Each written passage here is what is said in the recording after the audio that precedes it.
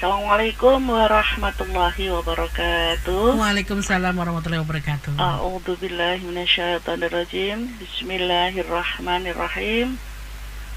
Alhamdulillahil azizil ghafur alladzi ja'ala fil islamil hanifil huda wan nur.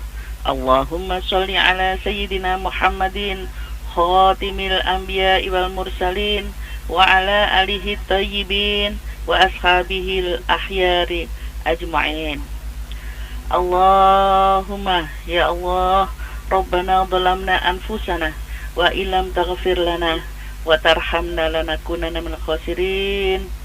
Ya ayyuhalladzina amanu taqullaha haqqa tuqatih wa la tamutunna illa wa antum muslimun. Alhamdulillah, sungguh kita bersyukur kepada Allah Subhanahu wa taala atas segala limpahan nikmat dan karunia-Nya.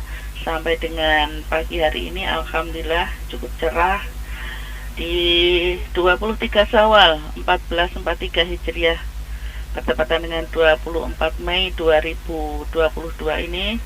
Semoga nikmat yang begitu besar yang tak terbilang ini akan terus mampu membimbing hati kita untuk akhirnya bersyukur padanya, agar terus ditambahkan nikmat itu, dan yang terlebih lagi tetap dalam ampunannya, agar kita nanti bisa berakhir husnul khotimah.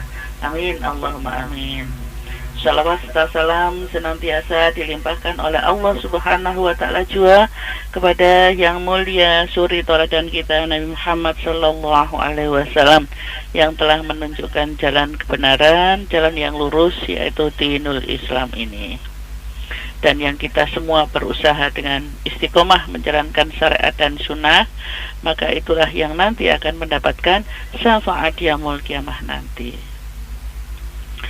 Para pendengar sekalian, ilmu pembersih hati itu adalah hakikatnya ilmu yang bermanfaat. Dan secara syariat, suatu ilmu itu dikatakan bermanfaat apabila mengandung maslahat, memiliki nilai-nilai kebaikan bagi sesama manusia, alam, lingkungan sekitar ini. Tetapi manfaat itu menjadi kecil, bahkan tidak berarti kalau tidak membuat pemiliknya ini semakin merasa dekat dengan zat yang maha pemberi ilmu, Allah Subhanahu wa ta'ala. Bisa juga dengan ilmu itu membuat derajat seseorang, kemuliaannya itu tinggi, tapi hanya di mata manusia. Dan ini yang belum tentu meningkat atau bernilai di hadapan Allah Subhanahu wa ta'ala. Oleh karena itulah, ya, bayang ilmu yang bermanfaat, ya, sebagaimana diungkapkan oleh ahli hikmah itu, bahwa ilmu yang berguna ialah yang meluas di dalam dada, sinar cahayanya akan bisa membuka penutup hati. Jadi memperjelas ungkapan hikmah itu adalah pernah diungkapkan oleh Imam Malik bin Anas radhiyallahu an, yang bernama ilmu itu bukanlah kepandaian atau banyak meriwayatkan sesuatu, melainkan nur yang memang diturunkan Allah ke dalam hati manusia. Dan bermanfaatnya ilmu itu adalah baginya mendekatkan kepada maksud saya mendekatkan manusia ini kepada Allah Subhanahu wa ta'ala, dan menjauhkan dari kesombongan diri. Di dalam surat Al-Kahfi ayat 109, Allah menyatakan, "Qul law kanal bahru midadan li kalimati rabbi lanafidal bahru qabla an tanfada kalimatu rabbi walau ji'na bimislihi madada." Katakanlah, jikalau sekiranya lautan menjadi tinta untuk menuliskan kalimat-kalimat Tuhanku, sungguh habislah lautan itu sebelum habis dituliskan kalimat-kalimat Tuhanku, meskipun kami mendatangkan tambahan sebanyak itu pula. Dan itu pun senada di dalam surat Luqman ayat 27, senada itu ya. Walau annama fil ardi fi syajaratin aqlamu walau bahru yamudduhu mim ba'dihi sab'atu abhurim ma nafidat kalimatullah innallaha azizun hakim. Seandainya pohon-pohon di bumi menjadi pena dan lautan menjadi tinta, ditambah 7 lautan lagi sampai kering, niscaya tidak akan pernah habis kalimatullah, yaitu ilmu dan hikmahnya ditulis dengan sesungguhnya Allah maha perkasa lagi maha bijaksana. Nah, para pendengar sekalian, ilmu yang dititipkan kepada manusia ini mungkin tidak bertambah dari setitik cairan di tengah samudra luas. Namun demikian, barang siapa yang betul-betul dikaruniai ilmu oleh Allah, maka dengan ilmunya tersebut akan menjadi kedekatannya dan menjadi takut kepada Allah Subhanahu wa ta'ala. Niscaya itulah yang akan meninggikan orang-orang yang beriman itu di antaramu dengan ilmu itu dengan beberapa derajat. Yarfa'il ladina amanu minkum wal ladina utul ilma darajat wallahu bima ta'maluna khabir. Maka sesungguhnya lah sumpah, sabda ataupun firman Allah Subhanahu wa ta'ala tidak akan pernah celah ataupun meleset sedikit pun, dan Allah itu senantiasa menepati janjinya. Nah, pernah Imam Syafi'i itu ketika menuntut ilmu, gurunya pernah berkata, ilmu itu ibarat cahaya. Ia hanya bisa menerangi gelas yang bening dan bersih. Artinya, ilmu itu tidak akan menerangi hati yang keruh dan banyak maksiatnya. Pendengar sekalian yang berbahagia, sesungguhnya lah kita tidak perlu heran ataupun yang gumun ya. Kalau kita dapati memang banyak orang yang sudah rajin datang ke majelis taklim, mendengarkan pengajian, tapi juga kita lihat adab dan perilakunya itu tetap buruk. Ya Allah, astagfirullahaladzim. Nah, mengapa demikian? Karena di majelis taklim itu ya masih ada di dalam hatinya kesombongan, bahkan juga masih ada kedengkian di antara sesama. Malah dia tidak akan mendapatkan tambahan ilmu dan mengajinya itu tanpa tahu maknanya. Nah, inilah dikatakan hati yang keruh itu tadi, yang tidak bisa diterangi dengan cahaya sekuat apapun. Jadi sinar ilahi yang berasal dari ilmu-ilmu yang diberikan oleh Allah belum bisa menembus dan menerangi hatinya, karena masih kotor ya. Padahal diharapkan dengan ilmu-ilmu, terutama kalam-kalam ilahi inilah yang kemudian dia segera wasari'u ila maghfirah, bersegera kepada ampunan Allah Subhanahu wa ta'ala, tubu ilallah taubatan nasuha, bertobat kepada Allah dengan taubat yang sebenar-benarnya. Itulah yang akan bisa menembus kekeruhan hatinya. Jadi cahaya ilmu itu akan bisa membuat hatinya bening. Maka memang betul jika hati kita ini bersih, maka itu seperti gelas yang bersih diisi dengan cairan yang bening ya. Jadi walaupun hanya dian yang kecil atau setidaknya itu akan terlihat ya melip-melip begitu, akan bisa mampu meneringi gelas.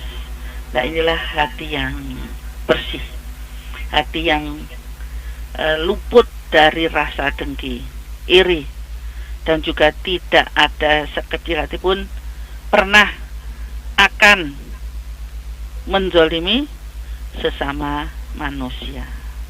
Sehingga hati ini akan menjadi peka, mendapatkan ilmu apa saja yang diturunkan oleh Allah kepadanya dan dari manapun datangnya. Sehingga ilmu yang membuat hati bersih itu insya Allah akan memberikan dia power, kekuatan, daya dari Allah Subhanahu wa Ta'ala, dan dia mampu menolak segala sesuatu, apapun kejahatan-kejahatan yang membawa kemudaratan baginya, terlebih-lebih kepada sesama manusia. Jadi para pendengar sekalian, sekali lagi, sebaik-baik ilmu adalah yang bisa membuat hati kita bercahaya, yang bisa membawa manfaat bagi orang lain. Ilmu apapun itu, termasuk matematika, biologika, manajemen, agama, sosial, bahkan sekarang tentang istilahnya apa, internet itu adalah IT ya, dan sebagainya. Maka kita tetap dituntut oleh Allah Subhanahu wa Ta'ala dengan sering mengungkapkan afala taqilun, tidakkah kamu berpikir, tidakkah kamu berakal, bahwa kita ini memang harus menuntut ilmu seluas-luasnya. Untuk apa? Ya, tidak untuk kesombongan tadi, tetapi untuk semakin dekat dengan Allah. Oh, dengan ini ya Allah, kalau tanpa kebesaranmu, tanpa kuasamu, tidak mungkin semuanya hal ini terjadi. Karena itu kita bersyukur, jadi kalau bisa mendapatkan sesuatu, sehingga hati kita menjadi bersih. Dan ilmu-ilmu yang lainnya itu akan betul-betul mengiringi kemanfaatannya bagi diri kita, keluarga terutama juga, dan lingkungan sekitar kita. Nah, apabila kita istilahnya menimba cairan yang kita timba dari sumur yang keruh ya, maka kita berusaha menjernihkannya. Kemudian dengan memfilter, memilah-milah ya, sambil mohon petunjuk kepada Allah Subhanahu wa Ta'ala. Jadi tidak semuanya kita kita pakai, karena kita bisa tahu memilah-milah mana yang membawa manfaat, mana yang bisa mendekatkan diri kepada Allah Subhanahu wa Ta'ala. Jadi boleh jadi ilmu yang datang dari segala penjuru itu ya akan bisa menjadikan kita bening hati, merasap ke dalam jiwa, kemudian manfaatnya pun dirasakan oleh diri kita, keluarga, dan masyarakat. Sekali lagi para pendengar sekalian yang berbahagia ya, dengan kajian-kajian ilmu yang kemudian bisa kita pilah-pilah, jangan sampai kemudian menjadikan gemar menyalahkan orang lain atau pandai mengkritik orang lain, bahkan sampai kemudian menyakiti hati sesama ya. Kalau kita betul-betul ingin mendapatkan ilmu yang bermanfaat, yang bisa membawa kedekatan kita kepada Allah Subhanahu wa Ta'ala. Terus kita bersihkan hati yang busuk, hati yang kemudian menjadi kotor ya, karena itu akan menjadi penutup atau penghalang kebarokahan dan hikmah yang akan diberikan oleh Allah. Apalagi merasa diri paling soleh, merasa diri paling beradab, merasa diri ini paling dan paling apa saja. Nah, itu malah akan menjadi penutup atau debu-debu yang menghalangi kedekatan kita kepada Allah Subhanahu wa Ta'ala. Sekali lagi, menjadikan adalah kewajiban atau wajib hukumnya untuk mengkaji, mempelajari ilmu-ilmu yang membuat hati bersih, ilmu kesucian hati, dalam rangka terus ma'rifatullah, mengenal Allah Subhanahu wa Ta'ala. Karena sesungguhnya lah kita terlahir ke dunia dulu tidak membawa apapun, sampai ajal pun tidak membawa apapun kecuali 3 perkara itu yang akan membawa kita kepada kedekatan dan ampunan Allah Subhanahu wa Ta'ala.